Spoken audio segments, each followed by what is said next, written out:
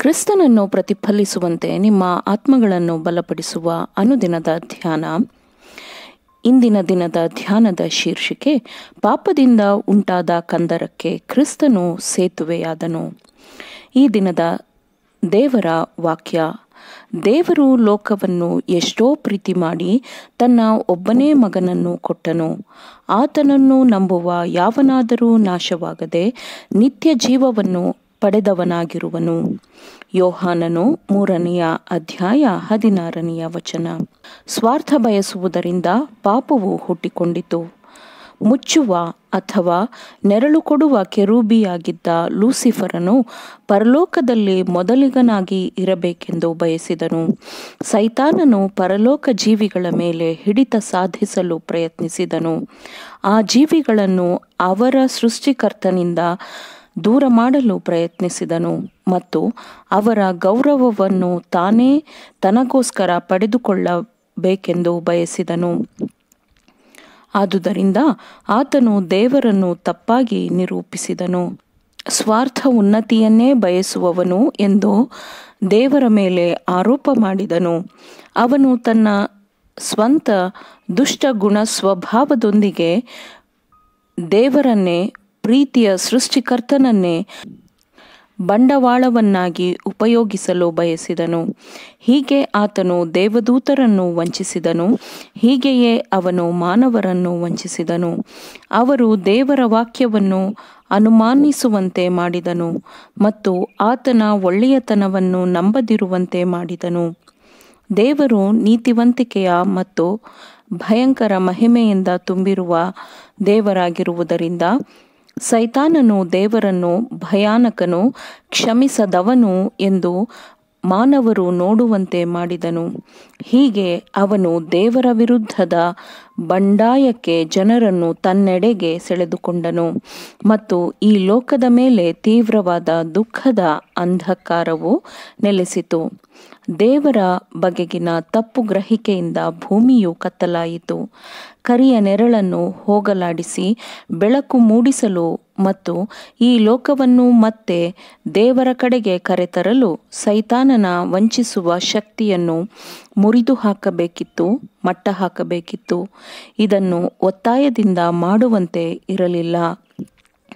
ಒತ್ತಾಯದ ಪ್ರಯೋಗವು ದೇವರ ರಾಜ್ಯದ ತತ್ವಗಳಿಗೆ ವಿರುದ್ಧವಾಗಿದೆ. ಆತನು, ಅಂದರೆ ದೇವರು, ಪ್ರೀತಿಯ ಸೇವೆಯನ್ನು ಮಾತ್ರ ಬಯಸುತ್ತಾನೆ ಮತ್ತು ಪ್ರೀತಿಗೆ ಆಜ್ಞಾಪಿಸಲು ಆಗುವುದಿಲ್ಲ ಮತ್ತು ಅದನ್ನು ಬಲದ ಒತ್ತಾಯದಿಂದ ಅಥವಾ ಅಧಿಕಾರದಿಂದ ಗೆಲ್ಲಲಾಗುವುದಿಲ್ಲ. ಪ್ರೀತಿಯಿಂದ ಮಾತ್ರ ಪ್ರೀತಿಯನ್ನು ಜಾಗೃತ ಮಾಡಬಹುದು. ದೇವರನ್ನು ಅರಿಯುವುದು ಎಂದರೆ ಆತನನ್ನು ಪ್ರೀತಿಸುವುದು ಎಂದು ಅರ್ಥ. ಸೈತಾನನ ಗುಣಸ್ವಭಾವದ ವಿರುದ್ಧವಾಗಿ ದೇವರ ಗುಣಸ್ವಭಾವಗಳು ಪ್ರಕಟವಾಗಬೇಕು.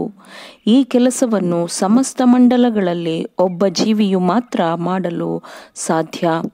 ಈ ಲೋಕದ ಕಡು ರಾತ್ರಿಯಲ್ಲಿ ನೀತಿಯ ಸೂರ್ಯನು ತನ್ನ ರೆಕ್ಕೆಗಳಲ್ಲಿ ಸ್ವಸ್ಥತೆಯನ್ನು ಉಂಟುಮಾಡುವವನಾಗಿ ಉದಯಿಸುವನು ಎಂದು ಮಲಾಖಿ 4ನೇ ಅಧ್ಯಾಯ 2ನೇ ವಚನದಲ್ಲಿ ಹೇಳಲಾಗಿದೆ. ವಿಮೋಚನೆಯ ಯೋಜನೆಯು ಆದಾಮನು ಬಿದ್ದು ಹೋದ ನಂತರ ರೂಪುಗೊಂಡ ಯೋಜನೆಯಾಗಿರಲಿಲ್ಲ. ರೋಮಾಪುರದವರಿಗೆ 16ನೇ ಅಧ್ಯಾಯ 25ನೇ ವಚನದಲ್ಲಿ ಹೇಳಿರುವ ಪ್ರಕಾರ ಅದು ಅನಾದಿಯಾಗಿ ಗುಪ್ತವಾಗಿದ್ದ ಮರ್ಮವು ಈಗ ಪ್ರಕಟವಾಗಿರುವಂಥದ್ದಾಗಿದೆ. ಅದು ಅನಾದಿ ಕಾಲದಿಂದಲೂ ದೇವರ ರಾಜ್ಯದ ಸಿಂಹಾಸನದ ಅಸ್ತಿವಾರದ ತತ್ವಗಳನ್ನು ತೆರೆದಿಡುವುದಾಗಿತ್ತು. ಆದಿಯಿಂದಲೂ ಸೈತಾನನ ಧರ್ಮ ಭ್ರಷ್ಟತೆಯನ್ನು ದೇವರು ಮತ್ತು ಕ್ರಿಸ್ತನು ಅರಿತವರಾಗಿದ್ದರು ಮತ್ತು ಧರ್ಮಭ್ರಷ್ಟತೆಯ ವಂಚನೆಯ ಬಲದಿಂದ ಮಾನವನ ಬೀಳುವಿಕೆಯನ್ನು ಅವರು ಅರಿತವರಾಗಿದ್ದರು. ಪಾಪವು ಅಸ್ತಿತ್ವದಲ್ಲಿರಬೇಕು ಎಂದು ದೇವರು ಅದನ್ನು ನೇಮಿಸಲಿಲ್ಲ, ಆದರೆ ಅದರ ಅಸ್ತಿತ್ವವನ್ನು ಮುಂಚೆಯೇ ನೋಡಿ ಆ ಭಯಂಕರವಾದ ತುರ್ತು ಪರಿಸ್ಥಿತಿಯನ್ನು ಎದುರಿಸಲು ಮುಂಚೆಯೇ ಅನುಗ್ರಹದ ಮಾರ್ಗವನ್ನು ದೇವರು ಮಾಡಿದ್ದನು. ಯೇಸು ಕ್ರಿಸ್ತನು ನಮ್ಮೊಂದಿಗೆ ವಾಸಿಸಲು ಬಂದಿದ್ದರಿಂದ ದೇವರು ನಮಗಿರುವ ಶೋಧನೆಗಳ ಬಗ್ಗೆ ತಿಳಿದಿರುತ್ತಾನೆ ಮತ್ತು ನಮಗಿರುವ ದುಃಖಗಳ ಬಗ್ಗೆ ಕರುಣೆಯನ್ನು ಹೊಂದಿದ್ದಾನೆ ಎಂದು ನಮಗೆ ತಿಳಿದಿದೆ.